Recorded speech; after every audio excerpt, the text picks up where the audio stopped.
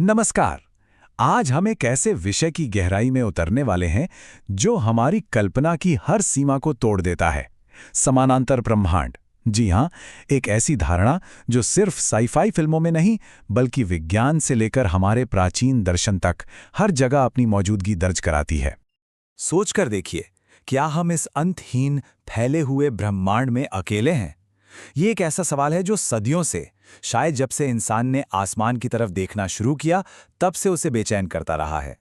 या फिर क्या ऐसा हो सकता है कि हमारा ये पूरा ब्रह्मांड, ये अरबों खरबों तारे और आकाशगंगाएं अनंत संभावनाओं के समंदर में बस एक छोटी सी लहर हो? तो चलिए आज इसी चौंकाने वाले विचार की पड़ताल करते हैं। देखिए, ये जो समानांतर दुनिया का आइडिया है ना, ये कोई आज की बात नहीं है। ये एक शाश्वत प्रश्न है, एक ऐसी जिज्ञासा है जो शायद मानव चेतना की शुरुआत से ही हमारे साथ है। आप यकीन करेंगे, 40,000 साल पुरानी गुफाओं में बनी चित्रकारी से लेकर हजारों साल पुराने दर्शन और आज के सबसे एडवांस्ड साइंस तक, ये विचार बार बार हमारे सामने आता रहा है कि हमारी इस जानी पहचानी दुनिया के परे भी कुछ है, बहुत कुछ है। इससे बहुत बहुत पहले की विज्ञान मल्टीवर्स की बात करता दुनिया भर के प्राचीन ग्रंथों ने और खासकर भारतीय दर्शन ने तो पहले ही कई लोकों और ब्रह्मांडों की पूरी तस्वीर खींच दी थी। वेदों और उपनिषदों में कई लोकों का जिक्र मिलता है, यानी अस्तित्व के अलग अलग लेवल। पुराणों में तो यहां तक कह दिया गया कि हर ब्रह्मांड के अपने ब्रह्मा, विष्णु और शिव हैं। जैन और बौद्ध दर्शन भी मानते हैं कि अनंत दुनियाएं एक साथ मौजूद हैं। और ये सिर्फ भारत तक ही सीमित नहीं था। ग्रीक, नॉर्स और इस्लामी कहानियों में भी समानांतर दुनिया की झलकियां साफ मिलती हैं। और जरा इस श्लोक पर गौर कीजिए।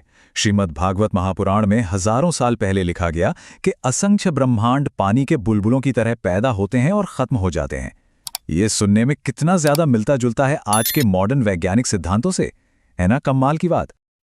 और बस यहीं आकर हजारों साल पुरानी सोच और आज की मॉडर्न साइंस का संगम होता है। आज के फिजिसिस्ट भी मैथ्स और थ्योरीज का इस्तेमाल करके ठीक उसी आइडिया को खंगाल रहे हैं जिसे हमारे पूर्वजों ने कभी महसूस किया था।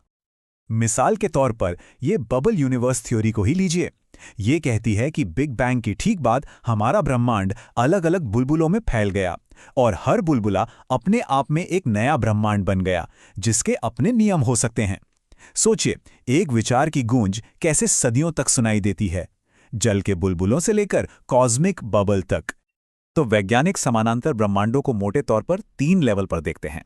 लेवल 1 कहता है कि अगर स्पेस वाकई अनंत है तो मैथ्स के हिसाब से कहीं बहुत बहुत दूर हमारी एक हूबहू कॉपी का होना लगभग तय है।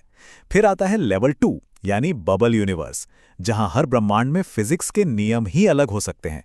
और फिर है लेवल 3 जो शायद सबसे ज्यादा दिमाग चकरा देने वाला है, मैनी वर्ल्ड्स थियोरी। तो चलिए इस मैनी वर्ल्ड्स थियोरी में थोड़ा और गहरे उतरते हैं।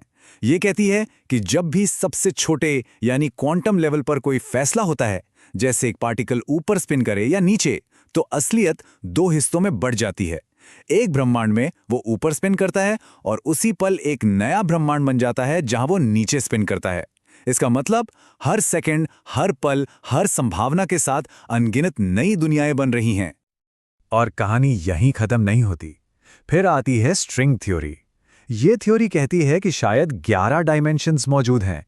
हम तो सिर्फ 3 ही महसूस कर पाते हैं, तो बाकी कहाँ हैं? हो सकता है कि पूरा का पूरा ब्रह्मांड इन एक्स्ट्रा डायमेंशंस में छिपे हों।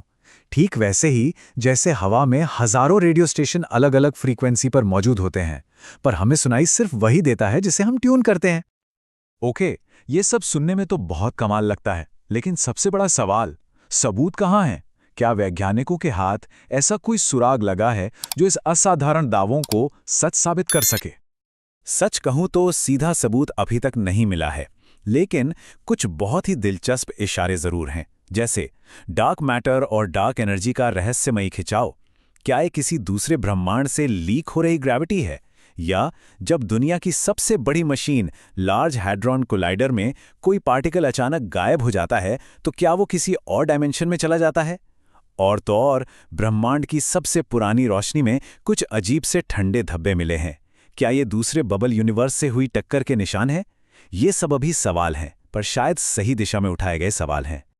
तो जब हम हजारों साल पुराने दर्शन से लेकर आज की अत्याधुनिक फिजिक्स तक का सफर तय करते हैं तो एक बात तो साफ हो जाती है, असलियत शायद उससे कहीं ज्यादा विशाल और हैरान कर देने वाली है जितना हम सोच सकते हैं। ये बिल्कुल एक ही सिक्के के दो पहलुओं जैसा है। दार्शनिक नज़र से देखें तो अनंत दुनियाओं का होना लॉजिकल लगता है, क्योंकि सिर्फ एक ब्रह्मांड का होना तो एक अजीब इत्तेफाक लगता है। और वैज्ञानिक नज़र से देखें तो मैथ्स और फिजिक्स पर बनी थ्योरीज भी इसे एक गंभीर संभावना मानती हैं। भले ही सीधा सबूत अभी हाथ न लगा हो, पर दोनों रास्ते हमें एक ही हैरान कर देने वाली मंजिल की ओर ले जाते हैं।